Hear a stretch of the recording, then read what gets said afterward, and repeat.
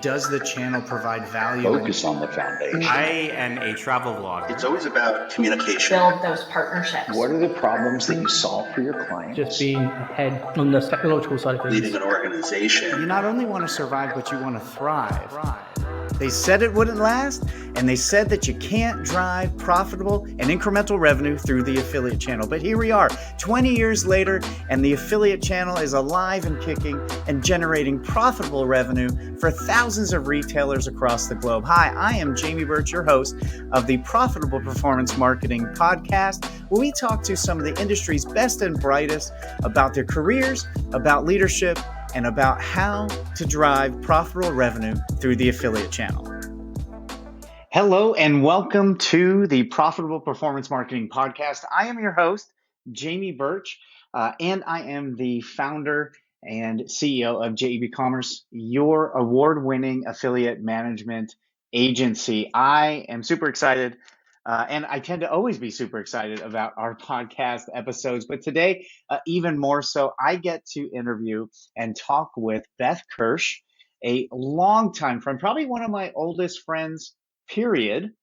That is oldest friendships that I've had, but also one of the oldest relationships that I've had in the affiliate space as well. Beth, well, before I introduce her, let me tell you about a tool that we have created just for you. So right now, you're probably looking at the profitability of your affiliate program. You're looking at things you can do going forward to increase the profitability of your program, and really looking at this year as the pandemic changes and things are different. You're looking at the entire year, and what you should be thinking about is your affiliate channel set up and designed to drive incremental revenue for you? Well, we have created a tool that walks you through 7 different categories of items, things you should be looking at. It asks you questions, and with those answers, it provides you with a score of how likely your affiliate program is to be generating incremental revenue. It also provides, in those areas where you may not have scored high, it provides recommendations for what you should do. It's all automatic and it is all free. It takes a few minutes to go through. So you can go to jebco.de/IBT. That's jebco.de/IBT. And that will take you to our incremental benchmarking tool, and you'll be able to benchmark your affiliate program against everybody else's. Now, Beth has worked at Audible. That's where we met. She has run lead gen and now B2B affiliate programs. And we dive right into the nitty gritty of those unique affiliate marketing opportunities. So this is definitely a podcast episode you want to listen to if you do generate or drive revenue through a B2B affiliate program or a lead gen affiliate program. So we dive right into the weeds. There's a ton of good, solid data here. And you get to meet and listen to one of the people who was incredibly impactful in my career and a huge start to JEB and a big part of our origin story. So without further ado, let me just stop gabbing and get right to my conversation with Beth Kirsch. Okay, Beth Kirsch, thank you so much for joining me on the Profitable Performance Marketing Podcast today. As always, whenever we chat, I am super excited to spend some time with you. Good evening where you're at. I know it's a lot later in the day for you than for me. Well, actually, I am in California getting my second shot. So I am excited I'm excited to have magic in my blood. Yes. Well, that makes my first question that I have written down of where in the world is Beth today even more appropriate. Yes. So I think where that question comes from is I've been working for a company called Pipedrive, and I have been traveling throughout Europe for the last 7 months. I have been to Estonia, which is next, just south of Finland and just west of Russia, to give listeners a context of where that is. I have been there. I have also spent some time in Berlin because we're building our marketing hub in Berlin. And then fantastic. And then I have spent a little bit of time in London because we have some marketers there. And I took a bit of a break for a weekend and went to Copenhagen last summer when things were not as locked down. And I went to the Canary Islands. So I have been romping around the world. As somebody said, I have an interesting COVID life. Yeah, I'm just thinking that. While everyone else, including like every travel affiliate that I've worked with, everything has been low key, not much. Let's find different ways to keep creating content while we can't travel. You have traveled, all over the world. Well, to Europe and back. So I'm getting very good at it. I am getting used to 11-hour flights, which seemed to me to be appalling when I started. But now it's just, you get on the Yeah. plane and you take an Ambien and then you're there. What's it like traveling in the age of a pandemic to all these different countries? Is it quite different than what we're used to? It's not, the tourist attractions are not crowded. So when I was in London, I went to the Tower of London to see the crown jewels, which, were on my bucket list. Yeah.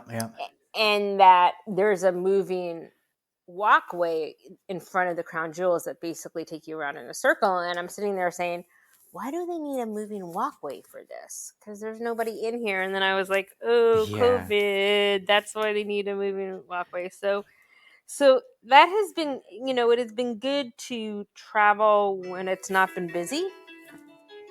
Yeah, I But bet. but it is harder to travel too. I have had more COVID tests. You have to get a COVID test every time you get onto a plane. You have to get a COVID test every time you get off of a plane. So lots of COVID tests. Flights are not crowded. Those are the worst. But not crowded flights are really nice because you don't have to travel in first class and you have lots of space. So that is nice. So it's been quite the adventure. I'm learning about European airlines. And, as I said to people after my last flight, I did not think there was an airline I could dislike more than United, but I have found Lufthansa. So there you go. That was a low bar to crawl under, huh? It was, but I found one. So yeah. So Oh. anyway, that's fine. It's not like airlines rank very high anyway. So Yeah. Well, we experienced quite the opposite when we saw the crown jewels. We got there with an hour left. The line was about an hour and 20 minutes long. But my wife, who you were at our wedding, she had back surgery, so she was in a wheelchair. So as we walked up to one of the staff, asked them where we should go, they brought us right to the front of the line. And so we didn't get quite the experience you did, but we were able to see them. It was quite incredible. And traveling, I have to say, traveling the UK with someone in a wheelchair was amazing. It was, I didn't expect everyone to be so accommodating. It was a wonderful surprise. yeah, it's amazing. I traveled Disneyland World with somebody in a wheelchair, and it was amazing to me that how well you were treated, and I understand it too. It's a big, it's not a trade off you want to make. Yeah, definitely. So you and I go back 20 years, I think now at least. And I owe you a debt of gratitude because when we first met, I did some work for you while you were at Audible, and it had never crossed my mind to start my own business, to freelance, to do anything like that. But the work that you were looking for looked intriguing.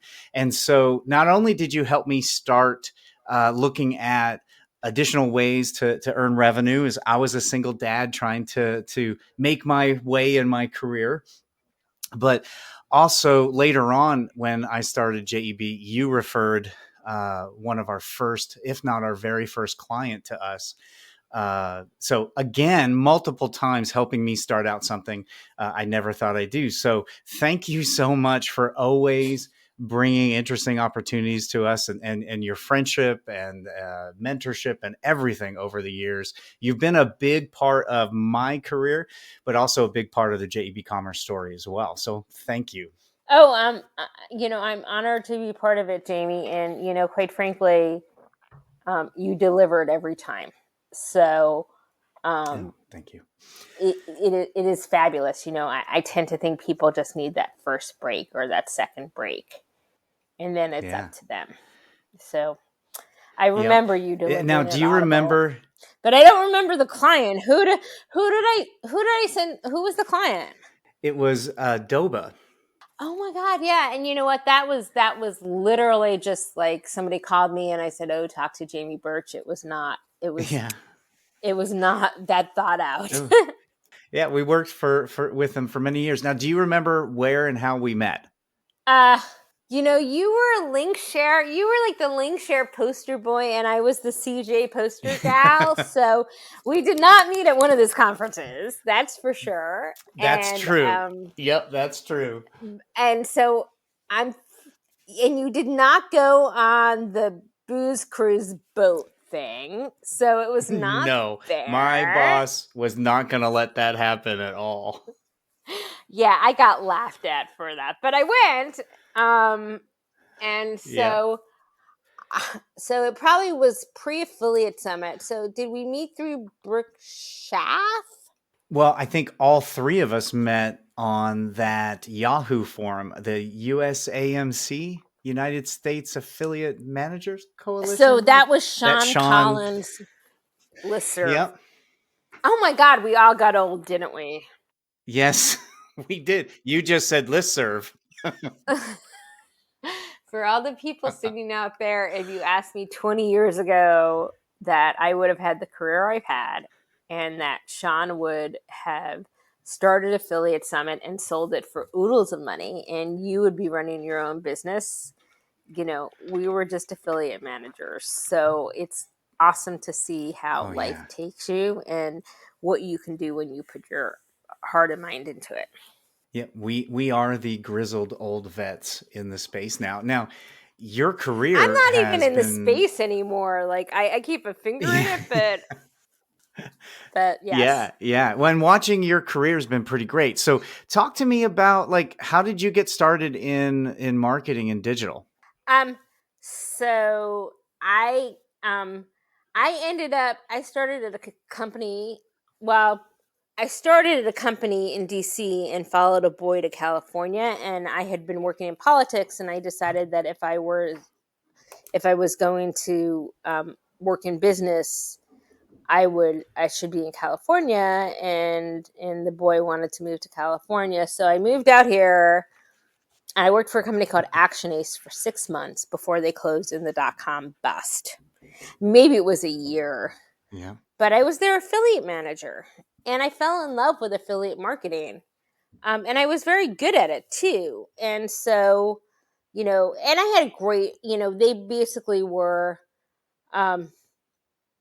Japanese anime and comic books and toys, which really lend itself to affiliate marketing.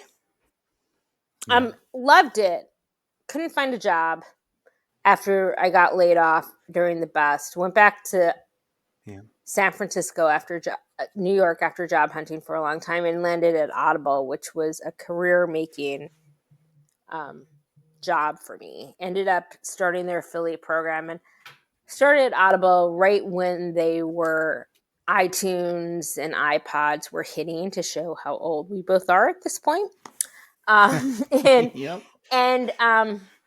And fell in love with marketing. I mean, I had loved affiliate marketing, but Audible is such a rich marketing environment. It's subscription. It has content that you can sell. It has devices. I mean, it was much richer than it is today because today everything's digital. But there were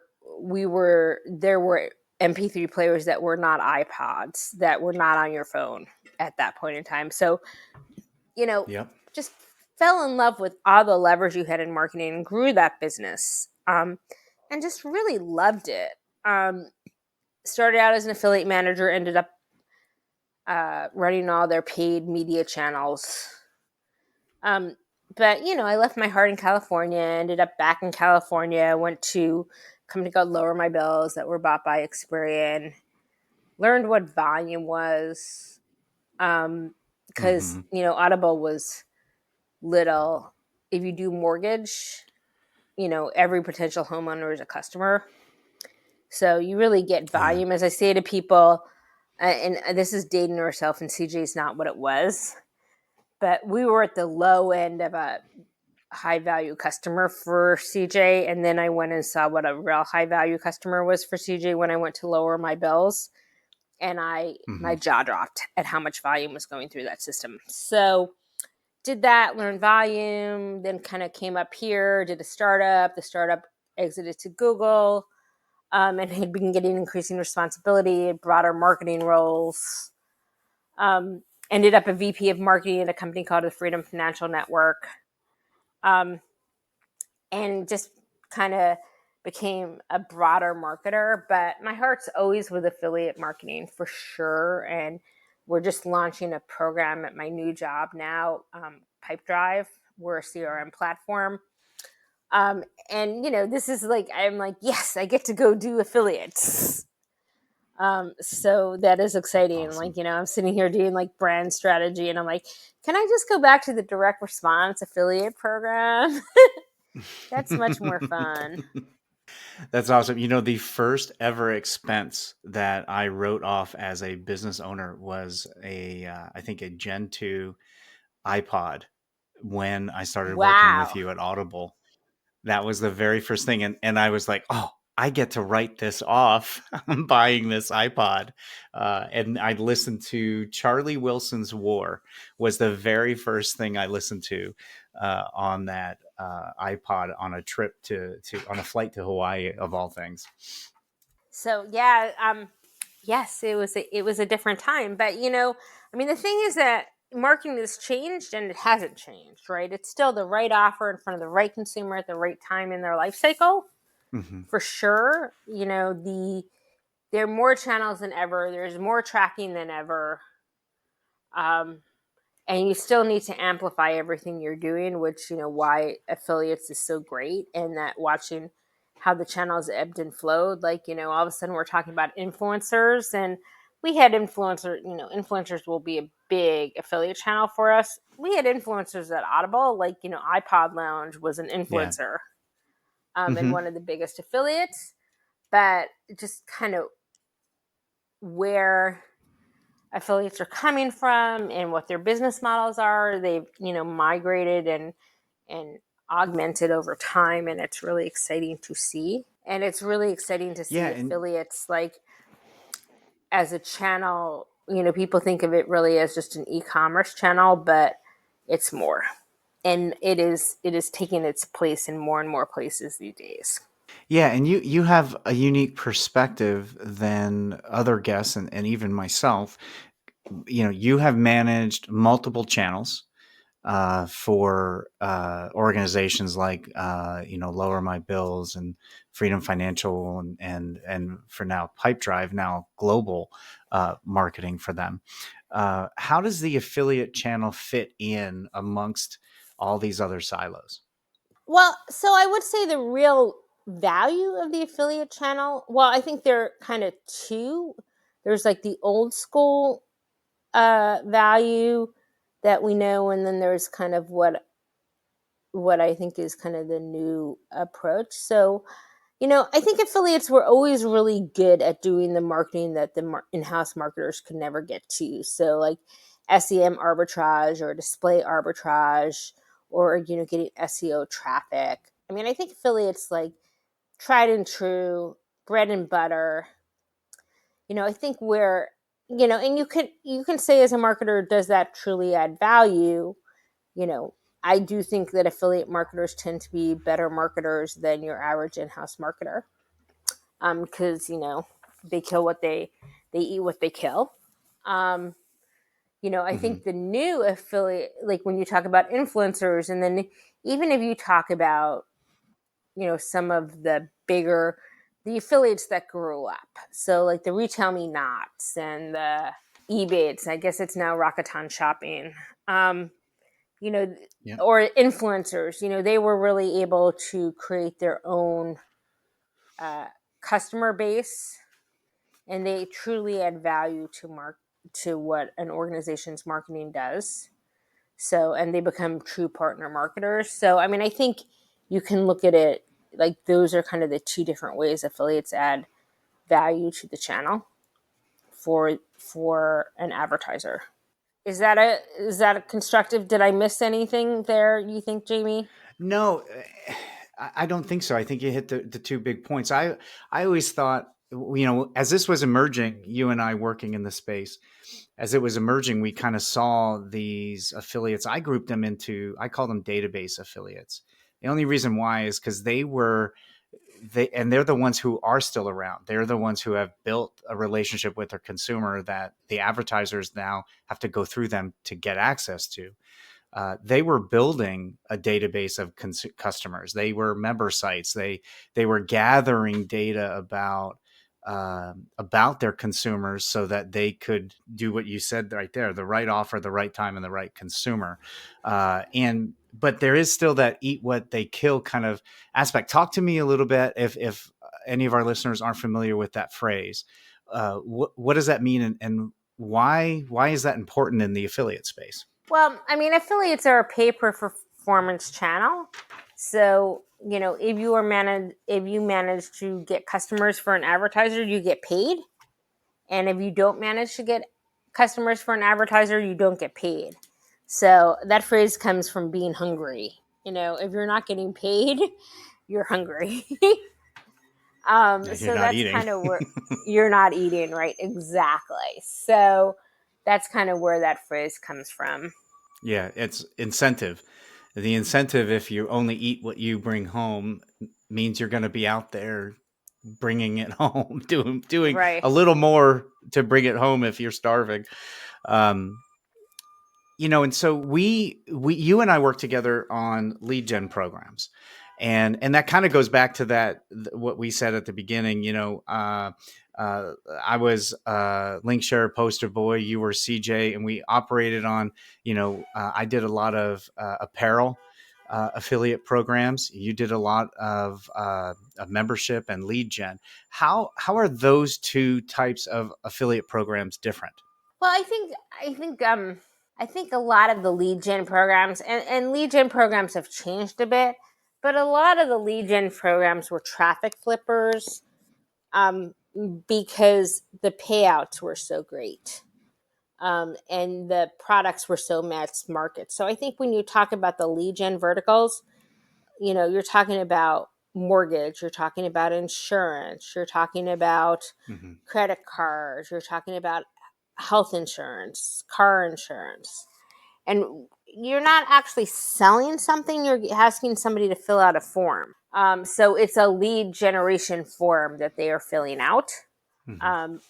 And so that actually works. That's what lead gen is. Now, in e-commerce affiliate program, the affiliate's actually sending traffic and getting a commission when somebody makes a purchase. So it's pretty different. So, Amazon's associate program, if somebody sells something on Amazon, if an affiliate sends traffic to Amazon and a conversion occurs, the affiliate gets a commission. Lending Tree would be a good example of a lead gen program, which is an affiliate sends traffic to Lending Tree, and the person fills out a form to get a call back about a mortgage. The affiliate gets a commission on just somebody filling out a form. And that form, there's a lot of optimization in that area, isn't there? Yes. So when you think about forms, companies spend tons of resources optimizing their form. So changing the color of a button, removing a question, changing a question around, asking a question in a different way, all makes a big difference in lead generation forms. Now, it matters in e-commerce too, but not to the same degree. and the type of questions, right? Like, and I remember whether you require a credit card in the form or you have a free or freemium offer that is associated with that form. That's also something that, a lead gen affiliate program can be optimizing. Yes. I mean, and I would say that is absolutely true. So I think the way to think about it is that in a lead gen form, generally there's not a credit card. In a subscription product, there is a credit card. So let me compare Audible and Lower My Bills, since those are the two companies I worked for. At Audible, Awesome. we required a credit card. So we would optimize the form, but we would always require the user to have a credit card to try out our product. At Lower My Bills, because people were applying for a mortgage, we didn't have a credit card. We just wanted their information, like name, address, phone number. We took some credit score information and a little bit about their home, but there was no credit card. So lead gen programs have a lot of fraud in them. Yeah. That was my next question is where when we have fraud in retail, it's usually stolen credit cards, things like that. But fraud in lead gen programs is considerably different. And what do you do about that? Well, I think the first rule in any program is to choose your partners wisely. And I think in kind of lead generation programs, you have to choose your partners incredibly wisely. And you say to people, I will only, you can test 5 leads out with us or 10 leads out with us. And then you see the quality of those leads. So the rollout seems that it would take a little lot longer to ramp up if you're testing them out. So that expectation may be when you launch something like that this is going to take a little more time because there's such a high propensity to defraud that lead form. There is, but I think when you find the right partners, you get incredible volume. I think that you can get actually a lot more volume out of a lead gen affiliate program than you can out of an e-commerce affiliate program. So, and are the partners different? they're incredibly different. So, I've not seen affiliate lists in a long time from different partners, but in general, what I thought was interesting was the affiliates that run lead gen programs are very different than the affiliates that run e-commerce programs. And the information is so old that I think I can share it. So when I was at Lower My Bills running a mortgage lead gen program, we talked to Linkshare about moving our program over to them. And so this is 10 years old. No, it's like 15 years old now. So I think I can say that. And we gave Linkshare our list of affiliates to see who was in their platform. And what amazed me, and Linkshare was mostly retail affiliates at that time. And what amazed me is out of the list of our top 100 affiliates that we gave them, only like 3 or 4 were in the Linkshare program. And CJ had a lot more lead gen. So when you think about it, that was astounding to me. I mean, that was like the deal breaker because I was ready to move my program to Linkshare, and I saw that, and I was like, I can't do that. Yeah, and you think of and you're going through or have gone through looking at platforms to run the program at Pipedrive. So this is top of mind right now. But back then, you definitely had a separation. If you wanted apparel in certain categories, Linkshare was the place to go. They had those affiliates. But if you were B2B or lead gen, you had to go to CJ because they were so dramatically different and they didn't have it. I know I've seen now it's kind of evened out, but back then it was a dramatic difference. And even the type of affiliate was so different. Talk to me about like what made these affiliates unique that drove volume and that they weren't on every network. Yeah, that kind of amazed me that I did not expect the difference to be so great. I mean, I thought it would be, 70% were on both networks. I remember we took a bet about that. I think part of it was the technology of the time, and I think we're dating ourselves, so I want to keep this relevant today. But Yeah. Linkshare really used a batch program, and batched leads. Merchants and advertisers would batch leads to Linkshare.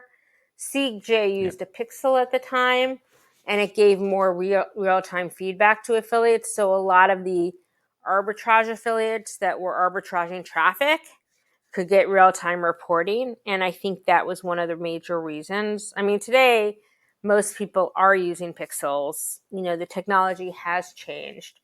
I do think what I have found, which is interesting today, is as I sit and I look at kind of B2B affiliate programs, they are as different from like B2C affiliate programs are as kind of retail was then to lead gen. So it's a completely different world. It's completely different affiliates, and it's completely different technologies. Yeah, and you're going So through that right now. So tell me how are you making a platform decision? What are the keys as because Pipedrive is in the B2B space. What are the keys? How you're going through that process, and how do you create your decision criteria? yeah, and that was actually really interesting to me because when I started, I was like, affiliates are affiliates are affiliates, like, and honestly, I was just going to go to one of the affiliate platforms like, Cake or Impact or one of those guys or has offers. But as I really started to drill down, so we're a SaaS platform, which is software as a service, and we're a recurring revenue model.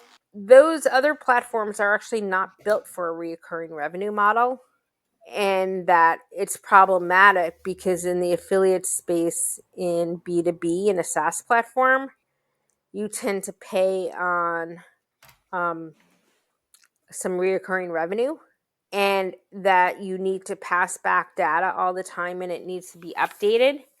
And the traditional affiliate networks aren't set up to do that. Yeah, and it's an event that happens that doesn't include a pixel. And it's an event that happens that does not include a pixel. So we are actually batching, and we've had to integrate our backend with the affiliate management software backend. I've never, like, getting this program off the ground has been one of the more challenging things that I have done. I did not expect it to be so complicated. And so the technical integration, go ahead. No, so just to give listeners some context, we went with a company called Partner Stack that's built for B2B affiliate marketing. So the technology requirements, that was the biggest decision criteria on, because you guys have, there is an event that could be pixelized most likely in that initial sign up, but because it's recurring revenue, your commission structure is you're paying out on more than that first event, right? Yeah, so we are, we have a couple of different programs. On like every good affiliate program, we have a VIP, we have VIP Mm-hmm. program. Like if somebody's listening to this, they know what a VIP program is, I would assume. Yeah. But we have different Yeah. commission structures for different types of offers to affiliates.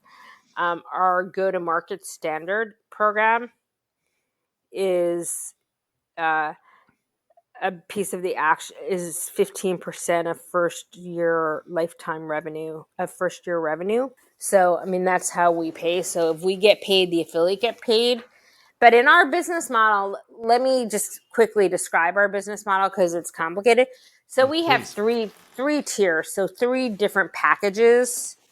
So we have, we call it essential, advanced, and professional, but you can call it silver, platinum, gold to make it easy. I'm silver, gold, platinum to make it easy, right? So silver doesn't cost as much as gold, and gold costs less than platinum.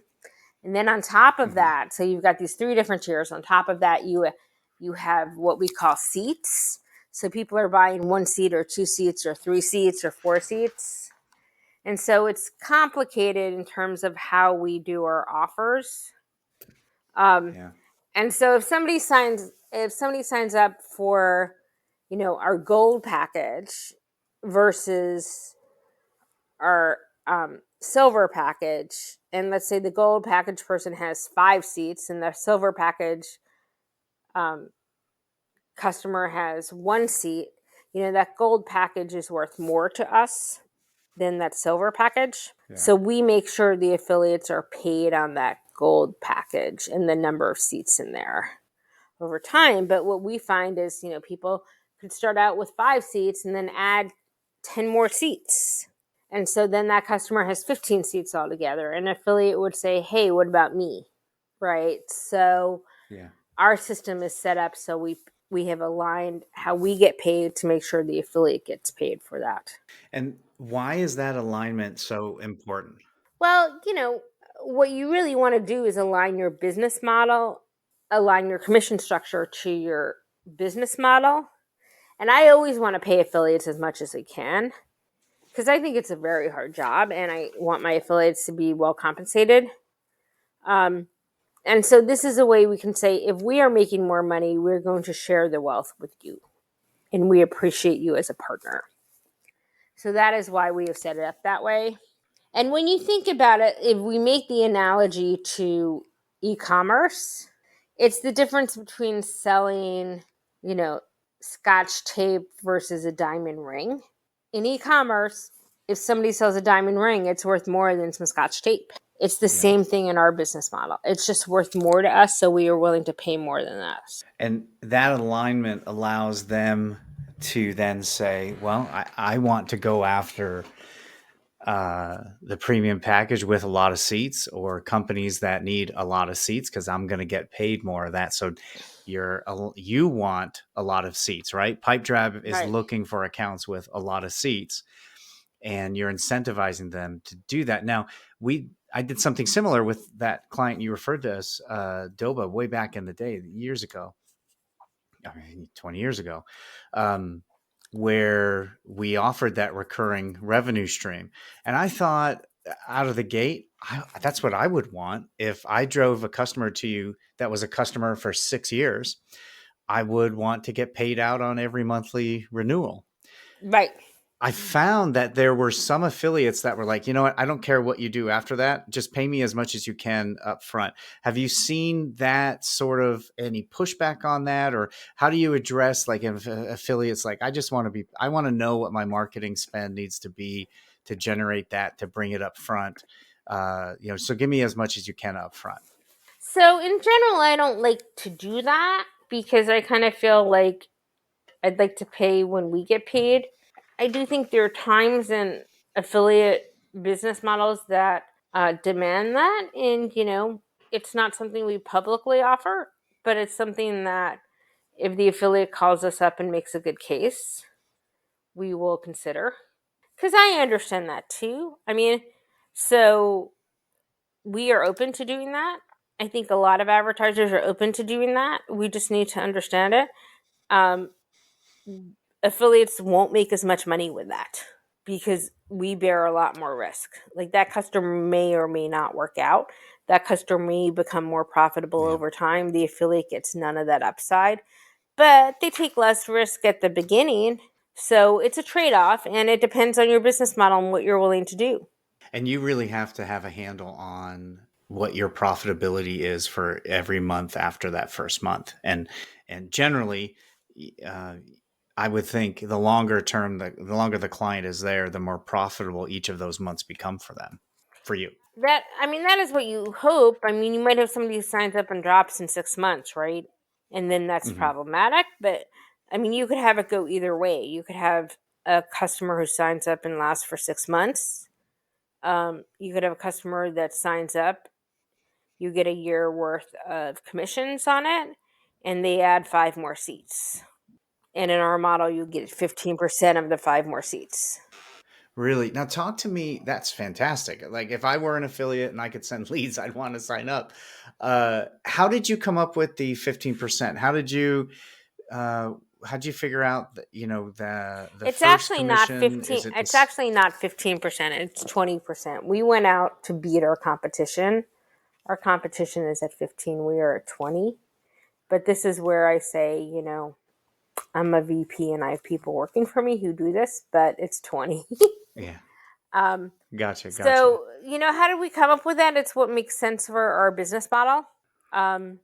So it's what we expect to spend on our customer acquisition costs.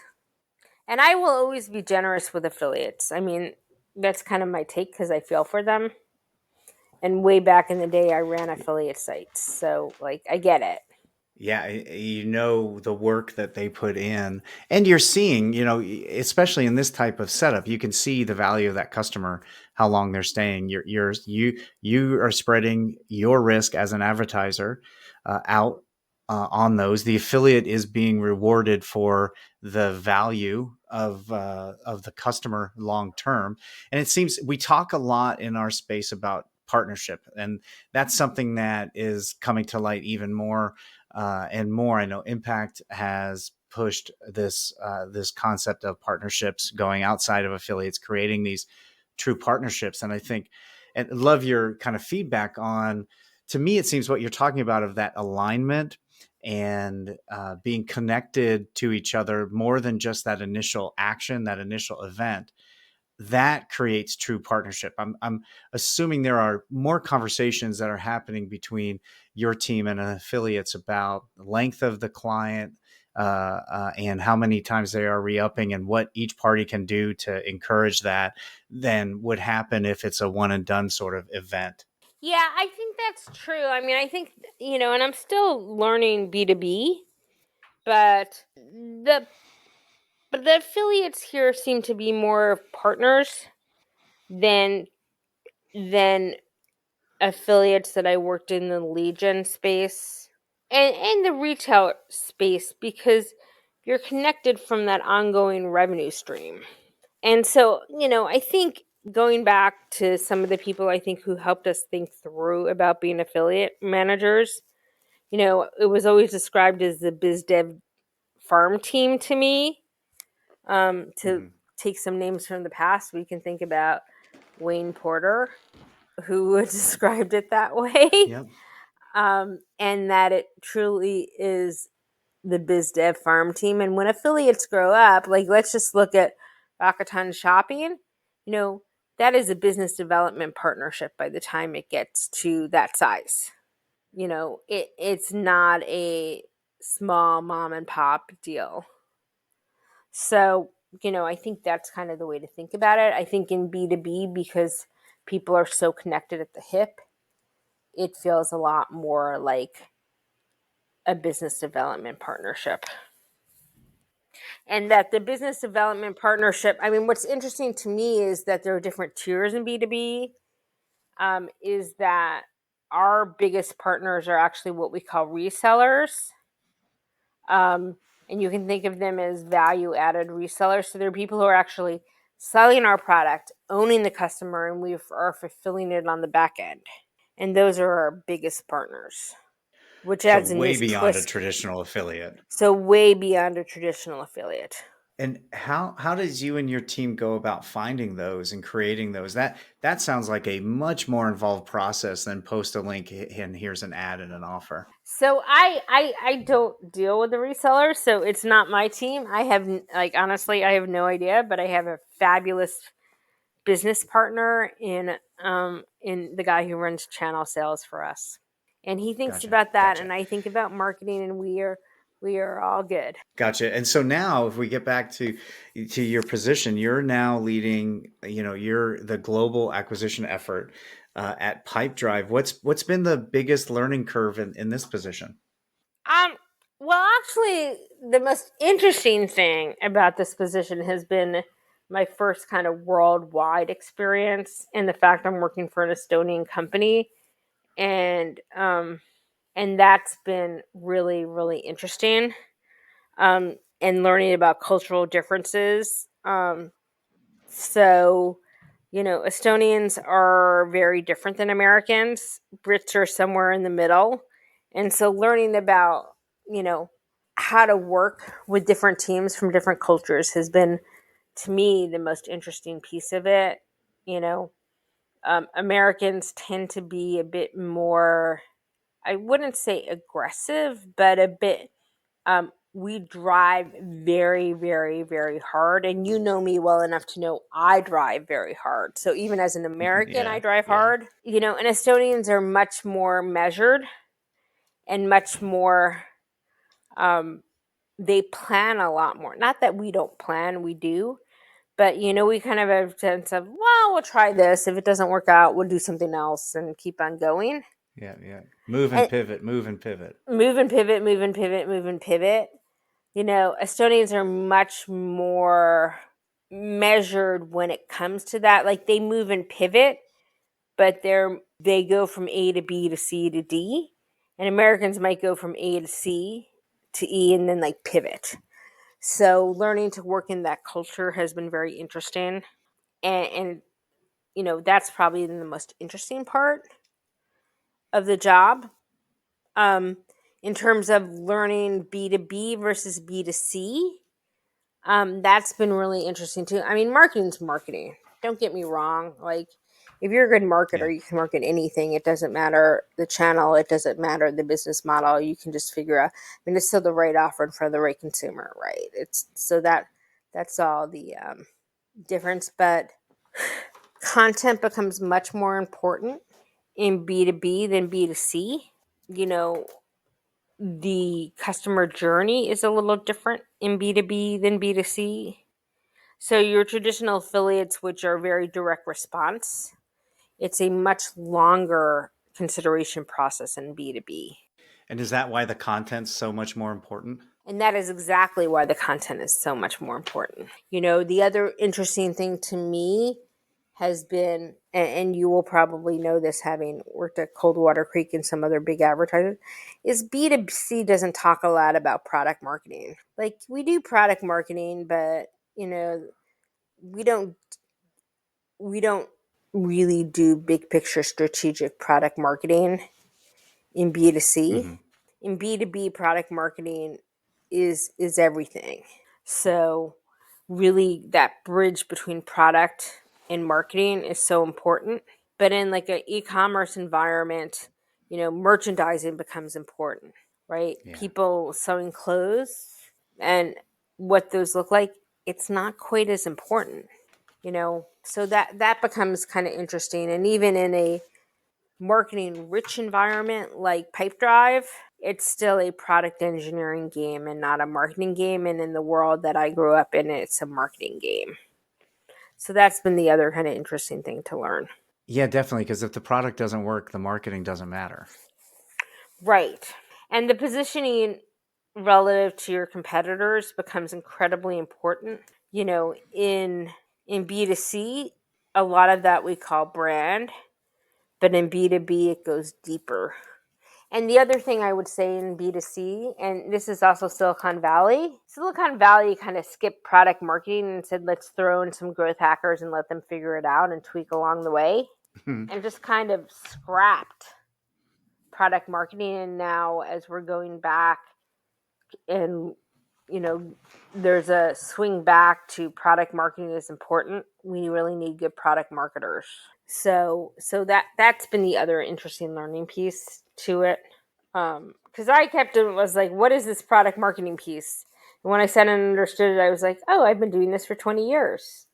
It's called something different in B2C. Yeah. So define that. If our listeners, coming from a retail background and they're like, okay, I can understand the concept that it's different, but can you define what product marketing is for them? Yeah. And it's kind of hard to get your mind around it, but, basically engineering product defines what needs to be built. Engineering builds it. But then you need to take this product and you need to take it to market and understand the campaigns you're going to do. So we're taking a new product to market right now, and we have to do the positioning of the product relative to our competitors. We have to do the pricing of the product relative to our competitors. We have to understand, what customers we're going after. We have to understand, as we bring it to our current customer base, what that looks like, what the campaigns look like, what channels we're going to be in. And then as we go out to new customers that we don't currently have, again, what channels we're going to be in, what the positioning looks like, what the messaging is going to look like. So that whole package from pricing and packaging, brand and positioning, and go to market, in a B2C environment, basically your acquisition and life cycle company teams are doing a lot of that. In a B2B environment, product marketing is doing a lot of that. Gotcha. I think that's an easy to understand explanation. No, and I think that I think that growth hacking came along and people are like, we don't need product marketing. Let's growth hack to get product market fit. And now the pendulum's swinging back to, we do need some product marketing. We do need the research. We do need the brand. We do need the positioning. So I just think it's been a pendulum swinging back and forth. And to me, there's a happy medium. And I'm biased, right? Because I'm a growth hacker at heart, which is like, still, you can do the brand and positioning, but I still want to throw it up in Facebook and see how many clicks I get. And that will help me more with positioning try and some talking. things. Like I was like, you can go talk to 20 customers and see what messaging works, but just let me throw it up in Facebook and I'll know in a day. And your planners are probably, that's something new for them to learn about you. Yes. So I think it's actually been interesting. I think that it is evolving. That's awesome. Well, I sure do appreciate you sharing. So tell us what does Pipedrive do? So we are a customer relationship management for sales teams. And so, Salesforce is our biggest competitor. We are more focused, Salesforce is enterprise. We are more focused on small and medium-sized businesses. So that's kind of who we are and what we do. We've been around for, I think, 13 years now. And that we have 95,000 customers, which is big for a B2B business. Wow. So, that's just a big customer base, period. So that's kind of who we are and what we do. People love our product. We have really high NPS scores. We have a great user experience. We care deeply about our customers and helping them be successful. The other interesting thing about Pipedrive is we were recently bought by a private equity firm, Vista Equity Partners, which is one of the leading private equity firms in the world. If you add up all of their software companies, they own about 60. We are the fourth largest software company in the world. Wow. Yeah. So being bought by Vista is kind of a big deal.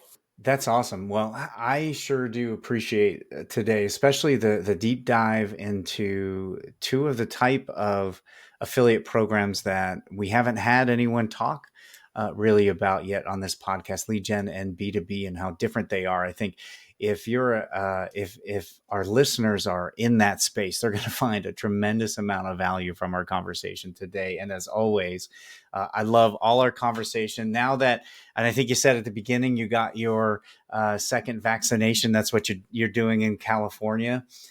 We're about to get ours not too long from today. So we're excited to do that. And then we can actually see each other in person again for the first time in what seems like a decade. Well, the other thing that I think is actually worth noting, since we talked about B2B here a little bit, is, as an affiliate, and I'm deciding what I'm going to do, affiliates have specialty verticals. Like they're dating affiliates or they're finance affiliates or they're retail affiliates.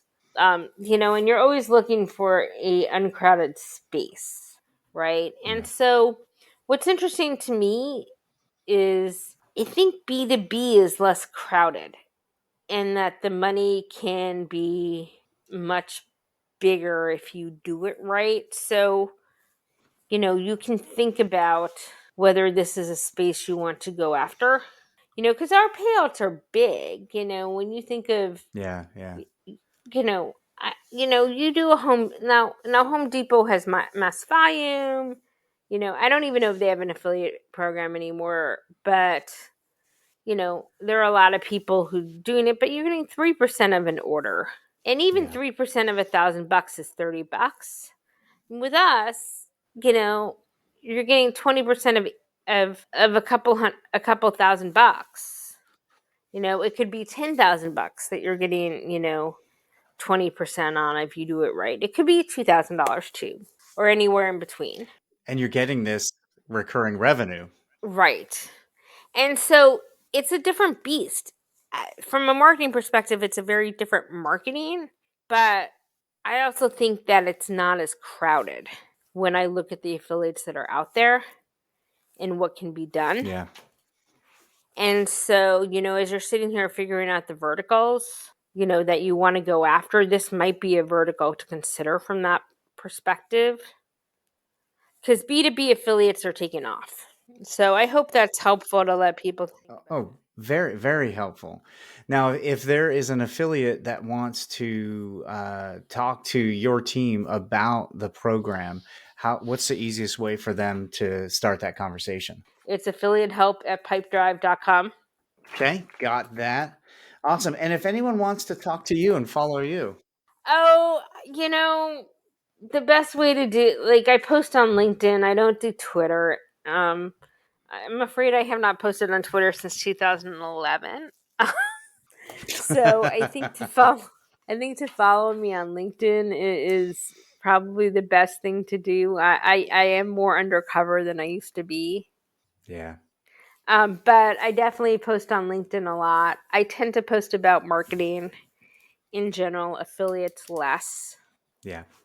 What I would say is we do have 14 job openings in Pipedrive in Berlin if anybody wants to come work for us. I'll get a link from you on that, and we'll showcase that as well. And we'll include the email for the affiliates, affiliatehelp@pipedrive.com, and link to your LinkedIn if anyone would like to have a conversation or follow you. Beth, I so appreciate you laying down all this information today and spending an hour with myself.